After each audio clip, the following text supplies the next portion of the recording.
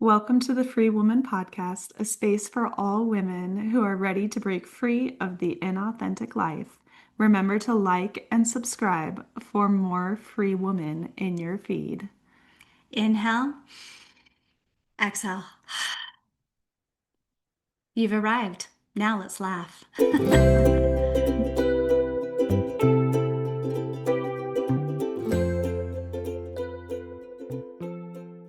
Hello, welcome to our podcast. Welcome, free woman. We are so glad you're here today. Yeah, and we're alive still. Honestly, we're glad we're here too because it felt like a close call for a minute. Yeah. I know, I swear we say this every week, but wow, this winter has been rough. Like, we've been so sick. Yeah, luckily urgent care and some prescription medication, and I'm like, oh, why didn't we do this sooner? I was thinking about it. I was like, man, this really could kill you. Probably get our will put together and organized, because who knows if we're going to come it out this year. Yeah, well, for a lot of my life, I didn't have enough possessions to really worry about having a will. But now maybe I should think about it. I do not. Who wants my debt? I know. I'm like, for me, more than anything that I would put on my, not even will, I would just have a, Oh, wait. No, we're supposed to act like we're cool. We have so many possessions, so much wealth. So much accumulated things. Yeah. The other thing I would request that my family is not involved in organizing my funeral in any way. Please don't dress me up as a Mormon. And do not even mention that I was baptized in the Mormon church. Please do not do my funeral at a Mormon church. Yeah. And then also I'd probably want to have my body burned. Like, why even keep the body around? Let's just cremate that. If the Mormon church is discussed, let it be how I escaped. Yeah. And how I broke free from my children. Yeah, and how much I hate the church. So, what a source of trauma and abuse it was in my life. What it did to me, and just the sexual trauma and everything. Yeah, our families might not want to come. Actually, maybe they should be invited. Sit there and listen to that. Sit there and listen to our children talk about how much they hated Mormonism. Yeah, but so that's the only thing I would need to organize and put into place. So, well, this is kind of funny because I'm like, some Mormons might say that we are angry and bitter towards the Mormon church, and the topic of anger and bitterness and forgiveness was actually what we want to talk about today. So perfect. Are we bitter and angry towards the Mormon church? Yes. Yes.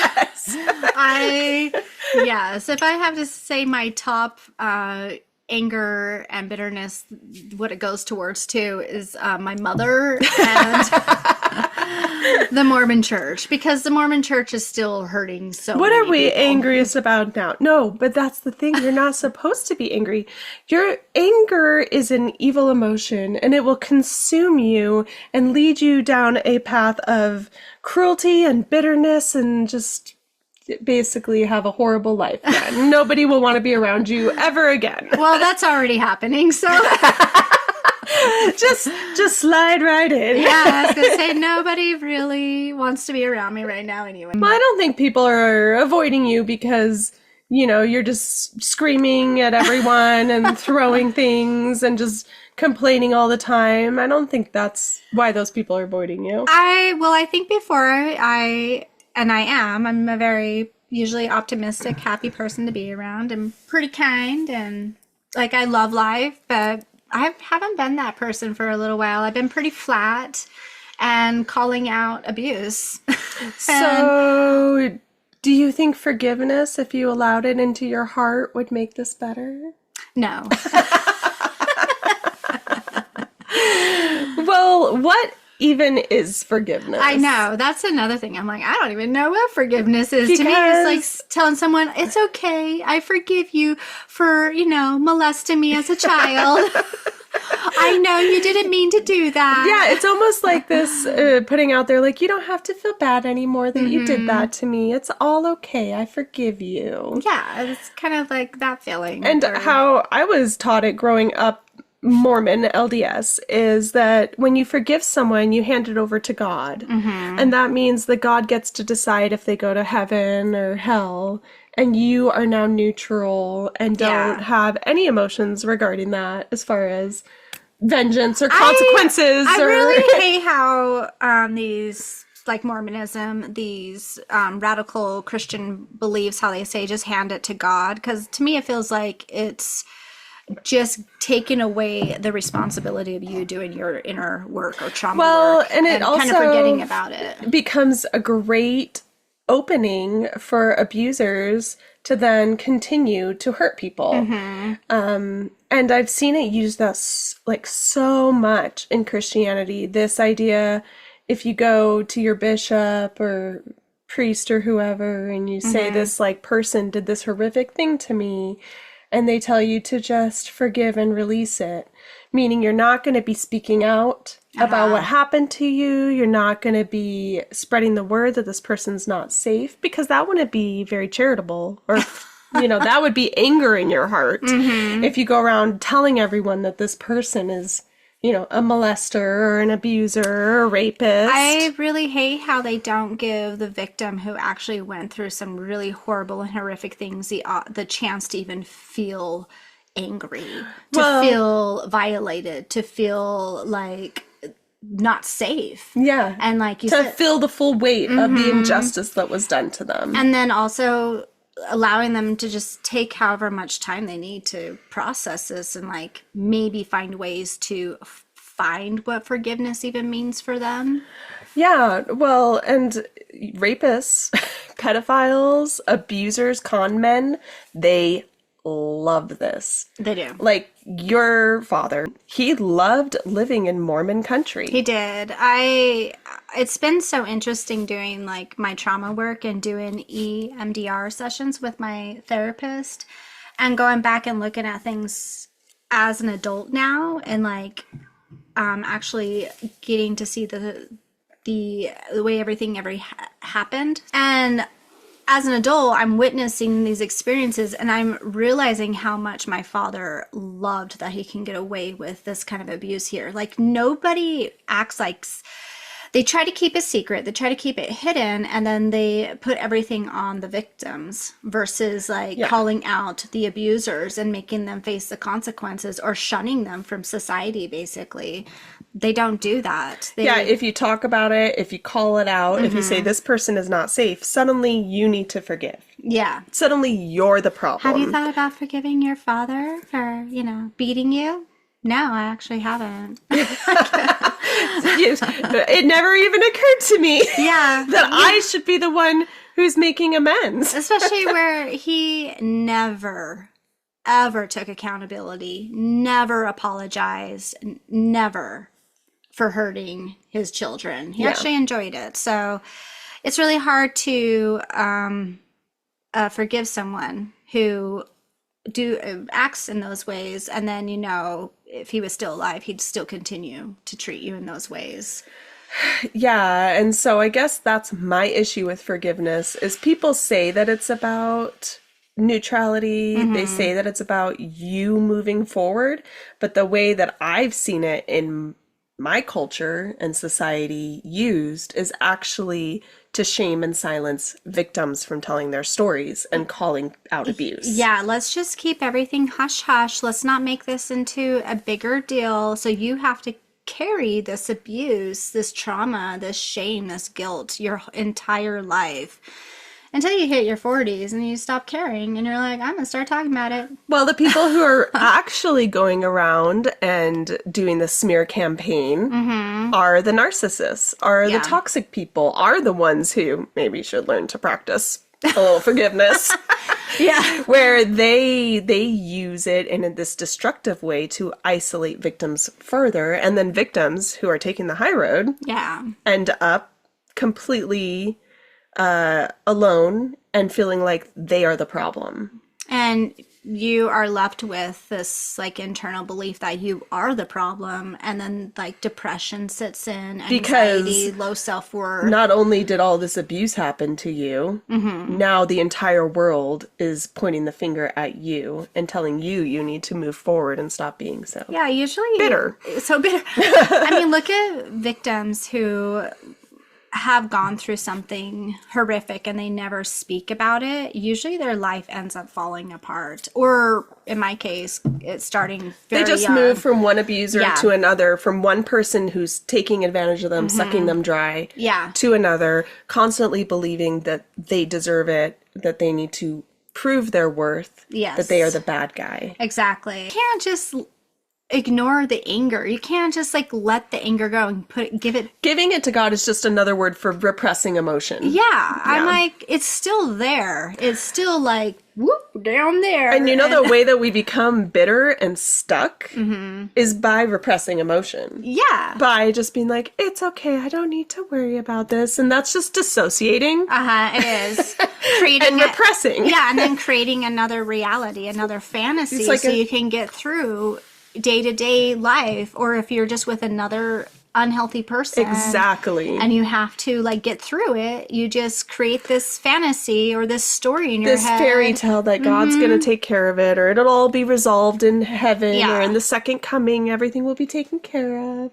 But really, so many of those Christians, they're just waiting for the second coming because they just know exactly who's going to be burning, and they can't wait for it. I know. Because they have repressed their anger. I know. Yeah, I think that's actually one thing that makes me really angry is how we're not allowed the time or the space in our world and in our society to even like process severe grief, sadness, and usually it turns into this anger, and then it just becomes bitter. Like I just went through. We've talked about. I went through like a lot of loss of everything in your life. And then I'm just expected to just get back on board and like rebuild myself and like be right back where I was. And I'm so angry because I don't even know how to do that right now because I'm exhausted, sick. My body's really sick, and there's no like help. There's no help for people that lose everything. You're just supposed to pull up your bootstraps and go out there hobbling around in your broken body and be a go-getter. Yeah, and I'm like, it's just not possible for me to do that right now. Thank God I have you and a place to live because, well, I think that anger and grief are not pretty emotions. They are not comfortable emotions. And because our society doesn't know how to witness and sit with uncomfortable things because we are so focused on distracting ourselves and chasing pleasure. Yeah. When someone starts exhibiting uncomfortable things, we immediately want to correct them. We slap them down. We say, no, don't do that. That's bad. It is. Well, you start doing that as a kid when you're a little child. Yeah. Like being told as a girl, don't be angry, don't show those emotions, just be a good little girl, be happy, be sweet. And then you just continue doing that. That's mean. That's mean. Even if you're not doing anything to anyone else, but just having a feeling, it's mean. And I have been really intentional with my toddler and his anger. I'm like, okay, you're allowed to be angry. Yeah. You can be as angry as you want, but you just have to do that where it's not hurting people around you. We are not all required to cater to you because you are having this feeling. Well, I love when you go process that in your room. You go throw your toys or whatever, or scream at the top of your lungs. But we don't all have to revolve around your temper. I like when you tell them too, like you go up to me, I'm like, oh, are you having some big emotions right now? Some big feelings coming out?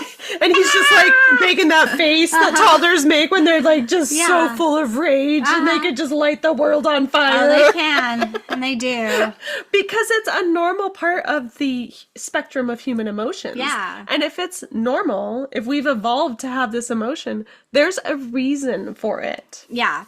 Well, and then, you never express your emotion, that anger from any injustices that you felt from any age. And then you become an adult and that rage just builds up. And the next thing you know, one thing like triggers you and you're like, and you're going insane. Like you kind of lose your mind. Well, it's because we are handicapped because we were never allowed to develop that part of ourselves and learn how to process it. And so as adults, we just are terrified of it. Yeah. We're like, oh no, we're feeling anger. We got to do something. We got to don't feel, either repress it or suddenly you're breaking things. I would really like to break some stuff right now. Well, and that's the thing. It's like if we can channel it, if we can use it, then you can intentionally go and break something and scream. Mm-hmm. But when we haven't developed this muscle, this emotional muscle, that we just start flipping out at the people around us, or it comes out in these like passive aggressive like jabs and behaviors and just and you like don't know what to do with it, right? Or you manipulate or you try to hurt someone, like you said, little jabs. Like the silent treatment or the, ooh, that's really brave of you to wear that today. Yeah.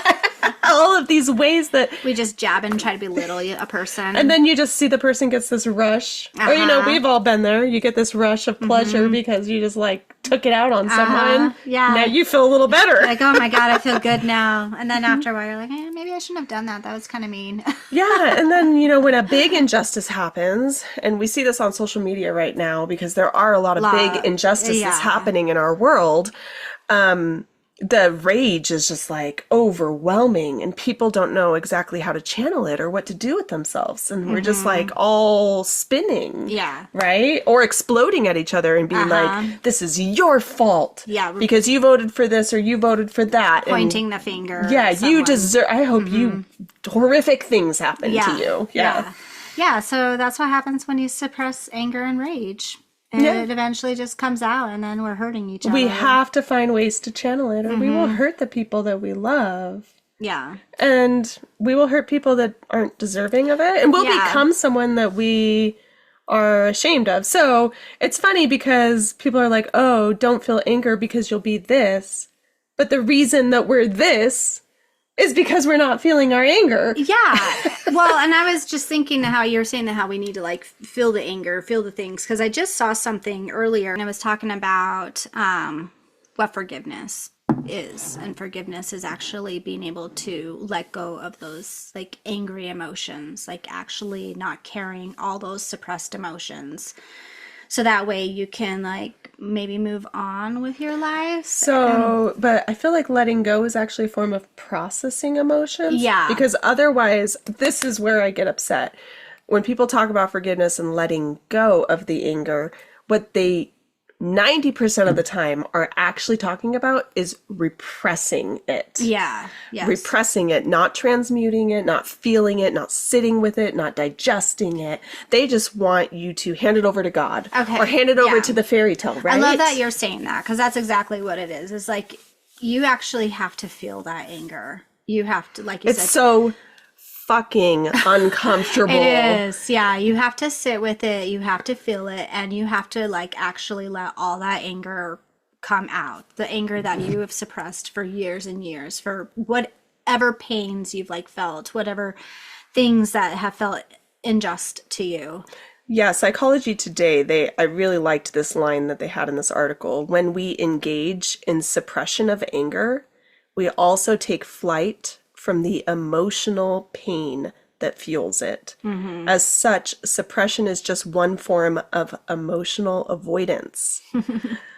So we're just avoiding our pain when we avoid our anger. And so when they're telling you to just like hand your anger over to God, they're also saying, don't process any of the pain that is anger is almost like this, like a malt ball, right? Where it's like the crunchy shell, but in the middle of beneath all of that hard shell exterior is this huge welling of pain, this big mushy soft rotten uncomfortable pain.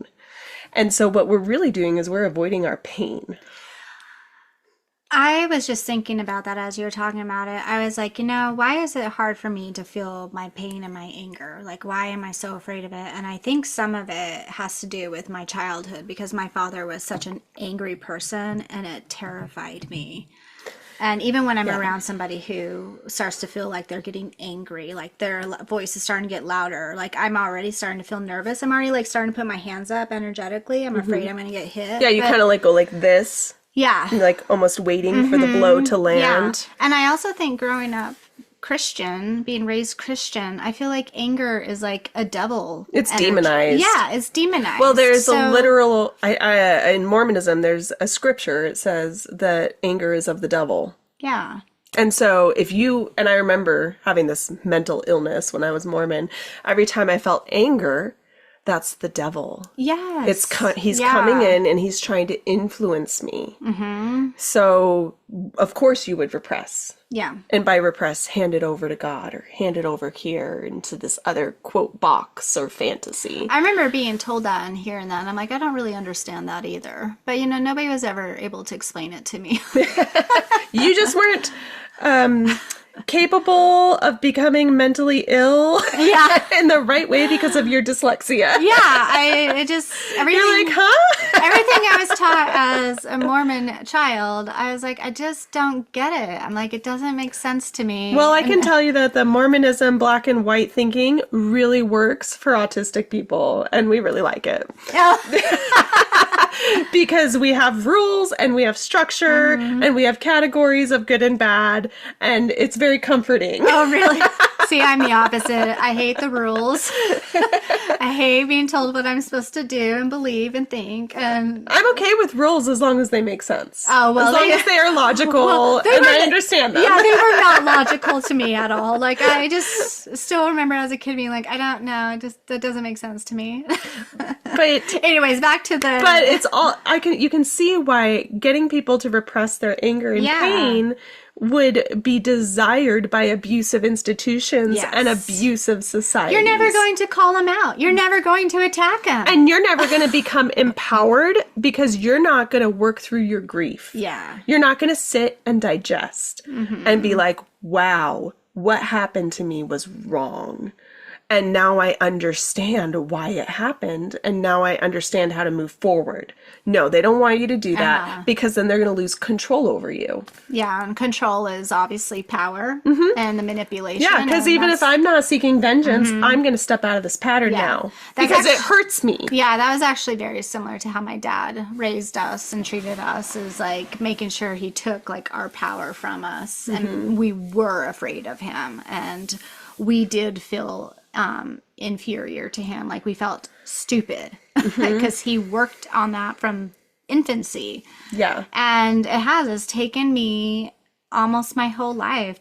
I mean, even now I still get like triggered, and I feel like I'm back into that space when I was a child, and I feel less than, I feel stupid, I feel incompetent, and I feel powerless. And it's this, I hope not, but this might be a lifelong battle I have to face. Well, but your psyche is still in the process of digesting these big traumas, and anger and grief it's almost like stomach acid. It's how it breaks it down and dissects it and pulls it apart. Well, it's interesting because I think for the first time in my life, I'm actually feeling real, true rage and anger.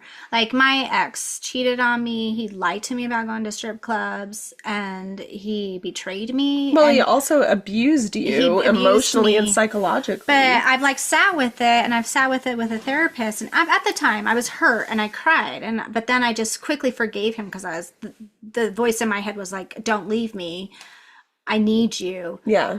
But I think now, and it's been 7 years post divorce, and it's been 3 years of therapy and like really going into these things that he the choices he made and realizing what pain it caused me, I'm finally like feeling the anger. Yeah. I'm finally feeling the anger of growing up and being raised in the Mormon church. I'm finally feeling angry that my dad molested his children and hurt us, and no adult was there to help us.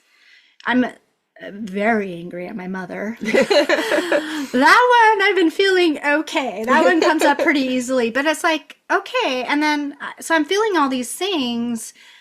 And then, and I guess the reason we started talking about forgiveness is because I made a video about the things I grew up with. And someone was like, the best revenge is forgiveness. Or have you, if you are still wanting revenge, then you have not moved through your emotions. I know. It's like, I'm not seeking revenge. I'm just trying to find peace inside me. Like, I just want to have, like... People are trying to skip this step because it's so uncomfortable. I mean, it's the same as when someone dies and you have to process all of the emotions around the death. And anger is one of those emotions, and grief, and all of the things. It's the same process, but we rush people through it. We just want to get to the finish line so bad. And let's face it, the person themselves wants to get to that finish line too, because it sucks.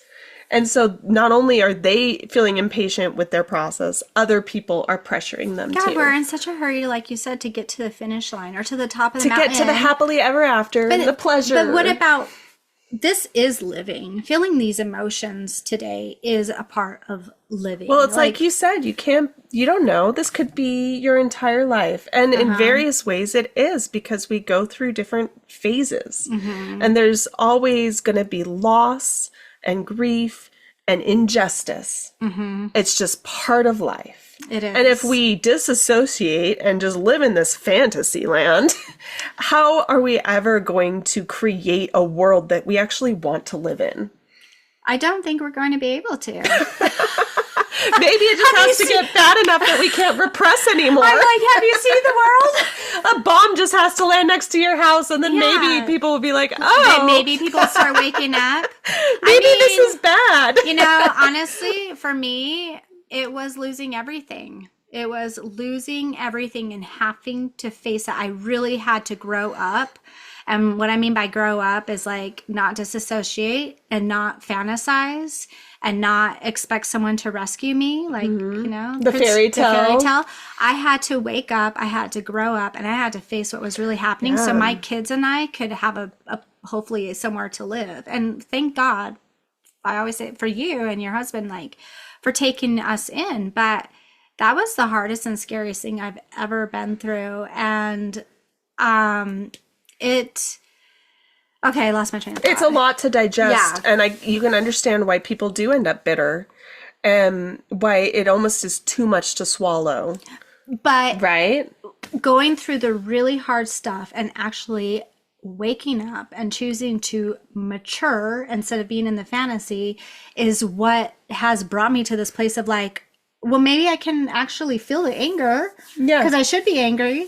And maybe I can start processing it. And let's question what forgiveness really means. Because I'm really tired of hearing people say, well, once you forgive, then you'll be free. And I'm like, I don't know. I can't agree with you on that one, because the only one I'm actually trying to find forgiveness in is myself.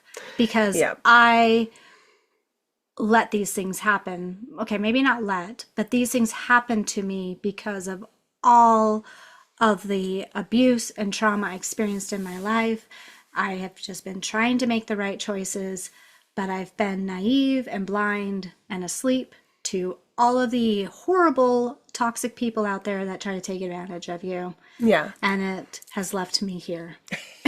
And here we lie in the ruins of our life. Yes. But goddamn, it woke me up. I have found that, I mean, it was similar for me, where I clung to those patterns, to that fairy tale making, disassociating pattern, until it really was like my husband was trying to practice polygamy.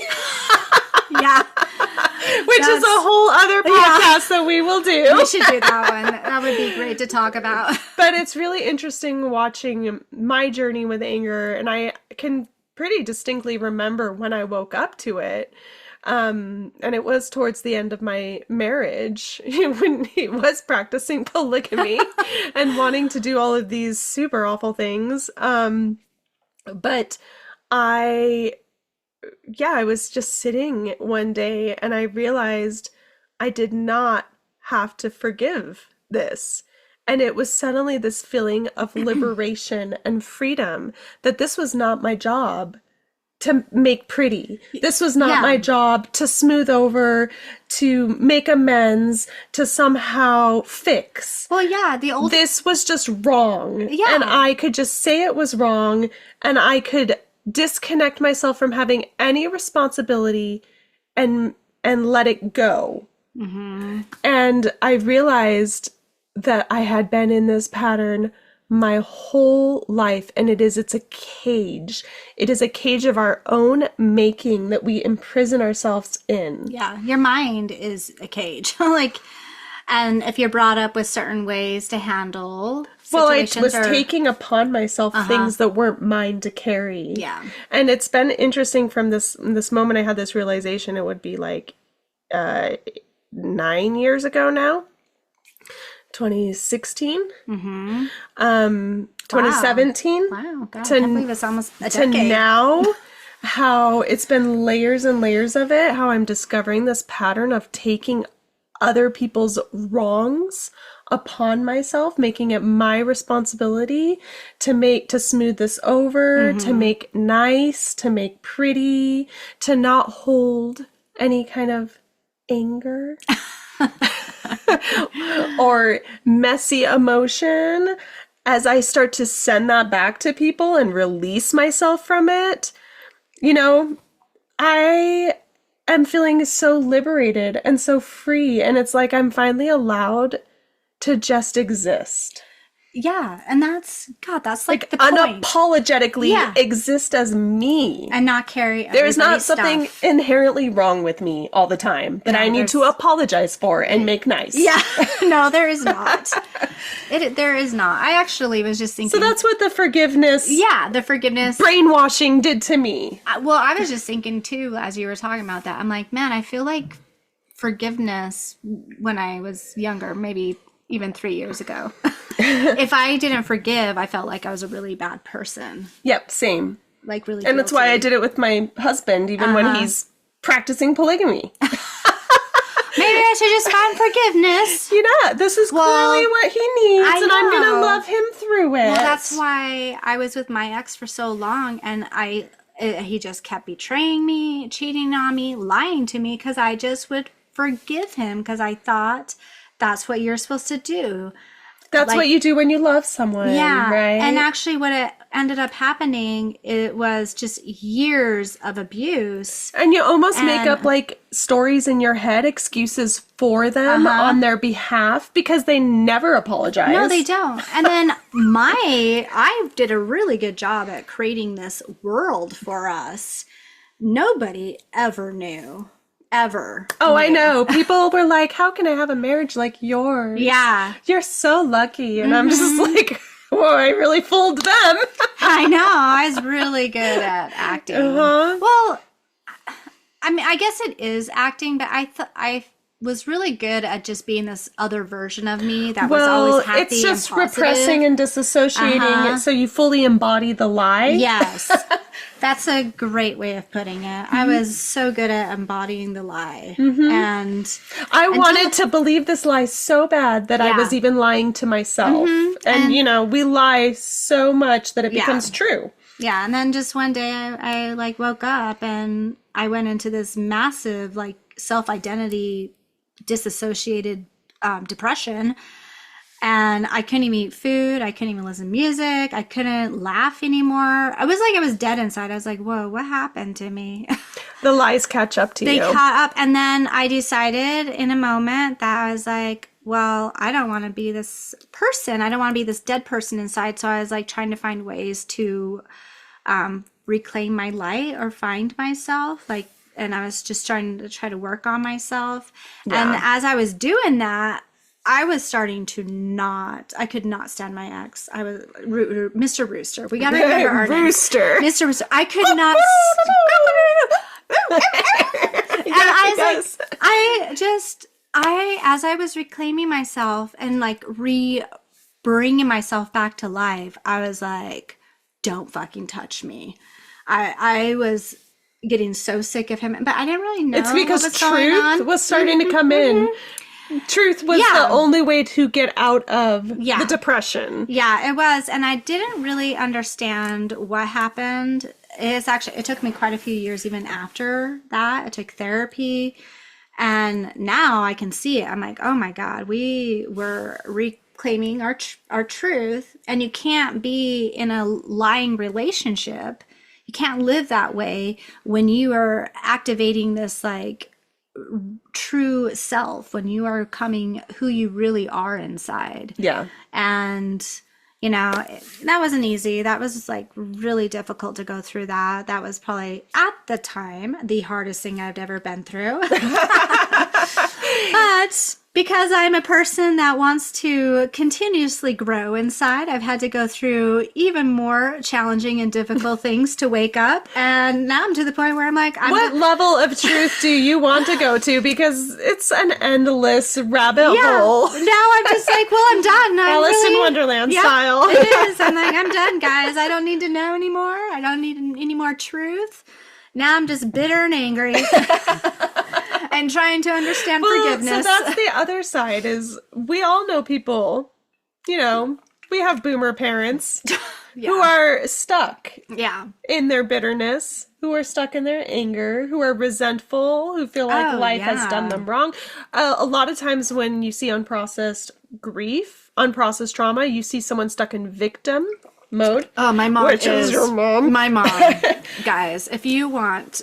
I mean, wow. If you want to meet the best victim person... She is the Olympian. She is the Olympian.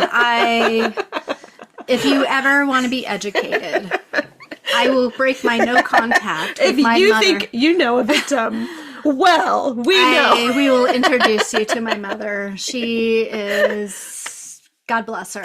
She is. She's really good at that. So how liberating and freeing that would be to never be responsible for anything in your life, ever. It would. And that's really something interesting with toxic people, is there is a lack of accountability. They always have a reason for why it's not their fault. Oh, I know. And sometimes that reason is you're a horrible person and you need to go work on yourself.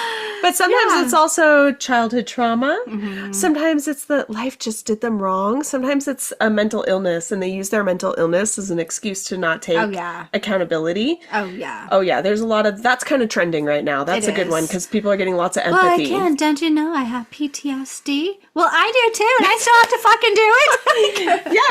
Yeah. Yeah, my ex had an interesting cocktail of things too, and I was always making excuses for him because of his mental illness, which wasn't his fault. Yeah. But let's face it, we all have things that aren't our fault that make it really hard. When you become an adult, anytime in your life, you make fucking choices, okay? I probably would have ended up with a mental illness too. Do we want to trauma compete? There was a moment I remember. I was like, "Oh, this is where the crazy is. Oh, we could go crazy." And then I was like, "Well, we might be stuck in this if we go that way." But it's a choice. It is. But I think we're just set up, like you said, like handed to God. And so let's just give it to someone else and forget about it. And we don't ever have to take responsibility. Mm-hmm. And then, if you're the kind of person who's afraid of your anger, then you end up putting yourself on the back burner all the time and prioritizing everyone else over you because you're afraid of accessing that anger. But what you're really afraid of is accessing all of the pain that's there with the anger. And the fact that if you truly step into that emotion and sit with it, you might have to blow your whole world up. Yeah, it kind of sucks. Yeah. Yeah. And then you're living in Jayenna's basement. Yeah.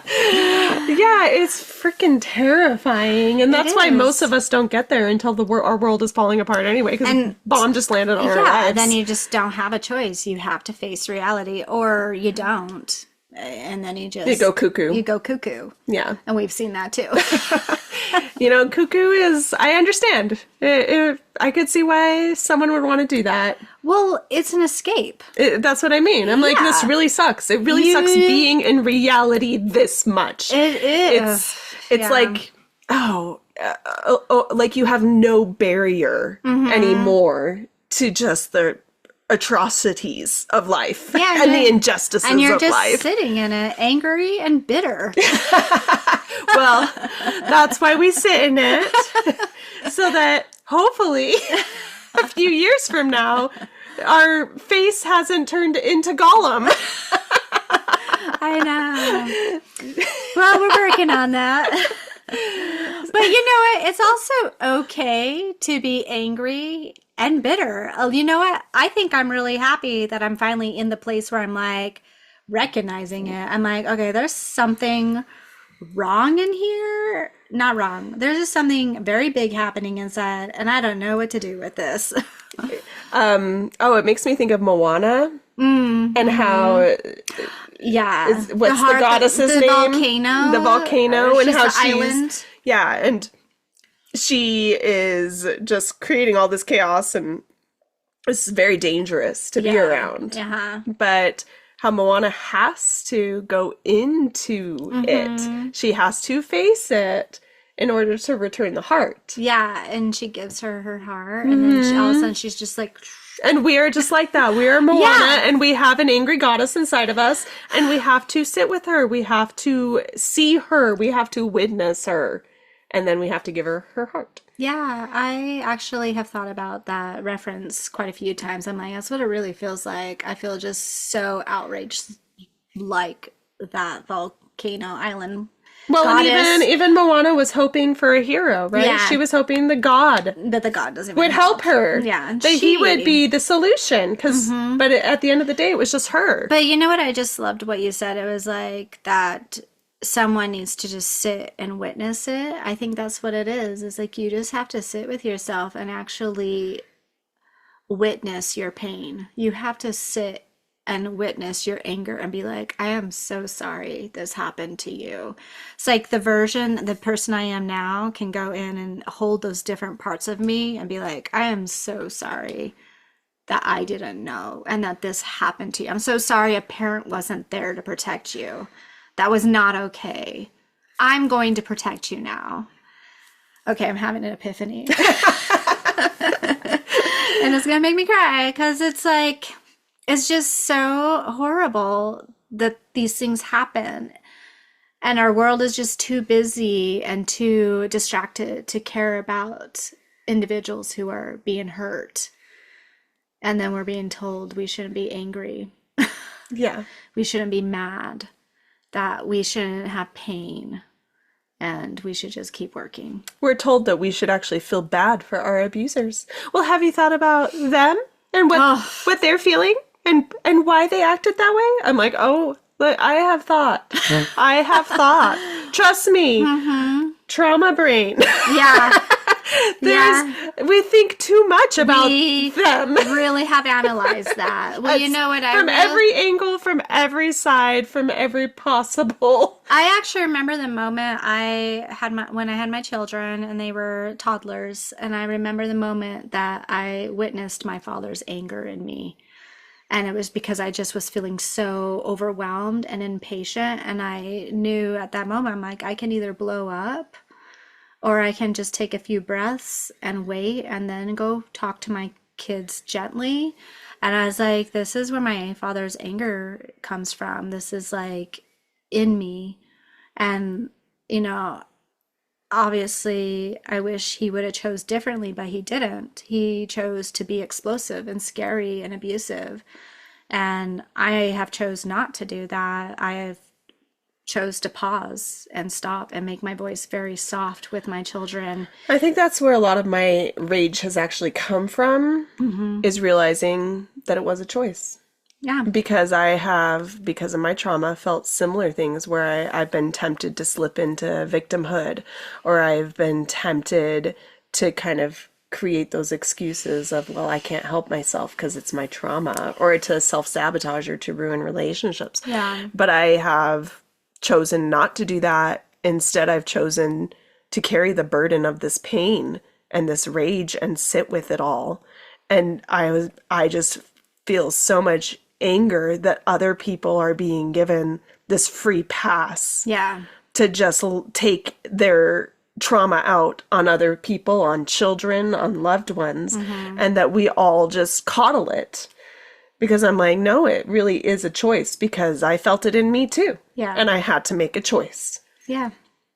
And no one applauded. No. No one gave me a check. Yeah, no, nobody. Kind of the opposite. It's the opposite. You are ignored and you are pushed aside and you're told that you need to forgive. And people kind of become angry at you. They're just like, look at those middle-aged angry women just talking about abuse. Well, I think that's why a lot of women do hit this in perimenopause, is because they can't keep repressing. Can't keep pretending. They can't keep pretending. Well, you're too tired. They can't keep disassociating. It just hits them like a tidal wave, like a brick wall. It's like, well, shit. Well, my brain's too dumb to do it anymore. It's like the brain fog is Wait, what's my name? Where am I? The brain fog is just so severe. Well, I actually was reading something that perimenopause, when women's hormones are in perimenopause, they are the most similar to a man's hormones. Really? Mm-hmm. Really? Mm-hmm. I was like, well, that's really interesting. That is interesting. But, when we do it, it's bad. And honestly, yes, there is a toxic side of anger. That's obviously your father. Well, because my ex. and it's terrifying and it's scary. When their anger comes out, it is violent and unpredictable. They're gonna hurt you. And dangerous. But it becomes that way because you never do anything about it.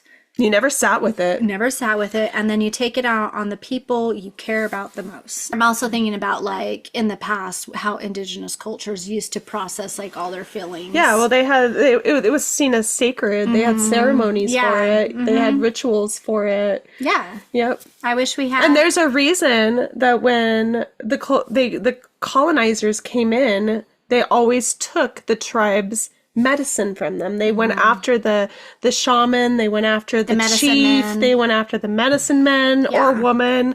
They purposefully took that from them because if the tribe had no way to process the anger and the grief, then they would become like us, sick. They would become disempowered. Yeah. Yeah. Because if you process anger, if you process grief, that's your personal power. You've digested it. You now understand it. You are no longer imprisoned by it. Yeah. It's an intentional thing abusers do. Yeah, it is. It's horrible.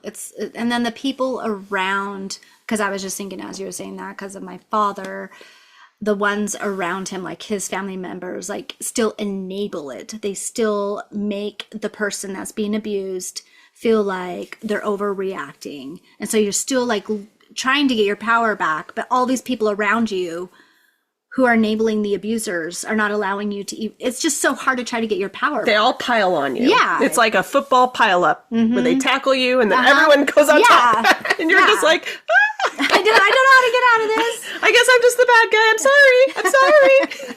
sorry. Please forgive me. Forgive me for asking for forgiveness. Sorry for trying to get a point for my team. I know, it's awful. I just really hate our world right now. There it is. There's the bitterness. Just got to sit with it a little longer. Yeah. It's a big one to digest. It is a big one. It's like I said, the deeper you go into truth, the less of a barrier you have to soften the horrific reality of this world. Mm-hmm. And it is. It's pretty bad. It is really bad. And I understand. why we want the fairy tales. Sometimes I wish I could go back. Life was a lot simpler when I was living in a fantasy. Yeah, it was pretty nice to be able to go into that space and fantasize. But, was it really better? Look, I'm with my soulmate, and we're living this fairy tale fantasy. We're going to spend a summer in a teepee. Yeah, don't worry. Let me get some makeup and hide the bruises. It's okay. That's just how much he loves me. We'll just go on a run, and then we'll feel better about it all. And we're going to be skinny, too. And so it's great. It's a win-win. It's just all a big fat lie. So, free woman. Hello. You. How do you process your anger? And how do you deal with it when you feel it come in? Yeah, and what do you think about forgiveness? Because Well, and I'm curious, are you someone that feels more comfortable in anger or in grief? oh, yeah. Because different personalities, like we're more comfortable with grief. Oh, I could do grief all day. Yeah, yeah. The anger, though, is scary for us. It is. But some people I know are flipped, where they're more comfortable in anger and they struggle to let themselves grieve. I wonder if men are more comfortable with anger and less comfortable with grief. Well, I don't know. We've known some women that really are pretty comfortable in anger. That's true. We have. Yeah. Because it makes you feel powerful. Yeah. Where Yeah. for me, I feel overwhelmed by anger. Very overwhelmed. Like I can't breathe. Yeah, I feel like I'm suffocating. Yeah. Like I'm burning alive. Yeah, and I'm like, please stay away from me because I might burst and then I'm going to regret what I do. Exactly. It feels Yeah. scary. It does. But for some people, and I get it, it makes them feel really powerful. It makes them feel strong. yeah. And I like can they're see not that. scared. Yeah. Like my father. Yeah, yeah. Well, I'd be curious to get some feedback and see what your point of view is or what your thoughts are with the anger, with the Yeah. forgiveness, with the grief. Do you think we're just crazy? How do you define forgiveness? Because we've discovered a lot of people Yeah. define it in different ways. And that makes a huge difference for it if forgiveness is a useful thing for you to do. Mm-hmm. Just based on how you're using the word. Yeah, because I'm still trying to figure out forgiveness. I'm like, I don't know. Well, I know I can't say I forgive you. That just makes me angry. Well, from experience, let me just tell you, there is no one right way. Allow yourself to explore lots of different venues. Maybe forgiveness is a useful tool for you. Maybe it's the flip side, though, of saying that's wrong and that's unforgivable. Maybe that's what sets you free. Ooh, I like that. I could probably do that. Yeah, that's what works for me. Oh, I could say that in rage too. That's what I do. Unforgivable. That is unforgivable. And then I just felt something release in me. And I'm like, oh, this isn't my job anymore. That's their job. But everyone's different. Like, just like how we don't like anger, some people do like anger. Yeah. So just understand that whatever people are out there telling you is the right way, that was just the right way for them. Yeah. You got to figure yourself out, and trauma is going to be processed. You got to figure out what helps you digest it. Which stomach acids do you need to digest that particular piece of meat? Yeah, I don't know. Starts figuring that out. I know, sometimes you got a little indigestion going on. It's a rough go. Yeah, some good old heartburn. Might be a few days that it's stuck in there. Yeah, a few days, few weeks, few years. Could just put you out and then you just die. Yeah, But hey, then that's also sets you free. it does. It does set you free. Oh man. Well, Just kidding, don't die. Yeah, don't die. Don't do that. Please don't do that. We're just trying to make ourselves feel better about how hard this journey is. It's just really hard. It is a lot harder than I thought it was going to be when I got divorced, and I'm like, I'm going on a spiritual journey. Yeah, when you still have this like fire inside of you and this excitement for life. Hope and And then it just takes you straight into the heart of darkness and you have to sit with all this death. yeah, it's been a lot. But I am glad that I'm at a place where I actually am finally feeling anger. Like I'm actually feeling the rage. I'm actually questioning what is forgiveness for me. That's a good sign. It means that you're coming alive. Congratulations. Oh, well, thank you. It doesn't feel like being alive. No, it does not. It's not fun, but it's a really good thing. Yeah. So I feel like even though it has felt slow, stagnant, I feel stuck, I guess in a way I am still moving forward. It's just not pretty like they make it sound like. There is no, it's like you said, there's no fantasy. It's just There's no crowd applauding you. No. That people are like, wow, Yeah. good job. Well, Way to feel that emotion. sometimes you do it for me and it helps me keep going. So, or sometimes my therapist, she like really appreciates. Gives you a little pat on the back. Yeah, she's like, wow, it's really hard what you're doing, and you're doing it. And I'm like, I don't know what else to do. So thank you. Thank I you. guess. Yeah. So it helps. If you are not here yet, keep going. It's worth it. If you're listening to this podcast because you're accessing anger, we applaud you. Thank you. Applause from the free woman. We get it. We see it. We're proud. We can't write you a check, but we are proud. Yeah. We are proud. You should be rewarded. Yeah, you should. Will be. You will be, I hope. Well, we'll just say yes. Like we said, it's like the volcano. It's how you come alive. Tahiti or something like that. Tafini? We're gonna look it up and we'll let you know. But when she gets her heart back, and then she just feels happy and at peace again. Well, things are able to grow again. Life to grow returns. Again. Tafiti. Okay, I was right. So Tafiti. Yeah. You just feed your inner Tafiti. Witness her or him. She's gonna have a temper tantrum. She's gonna be throwing lava. You finally gave her a chance. She's gonna let you know. Oh yeah. That's why it's so hard to be in it. It's really hard to be in it, but you just gotta face it. But like that little epiphany I had a moment ago is like, okay, yes, let's witness that. Let's witness those parts of you that really, really got hurt and was scared and afraid, lonely, and just injusticely treated, like, and abused, and that your body was even maybe violated.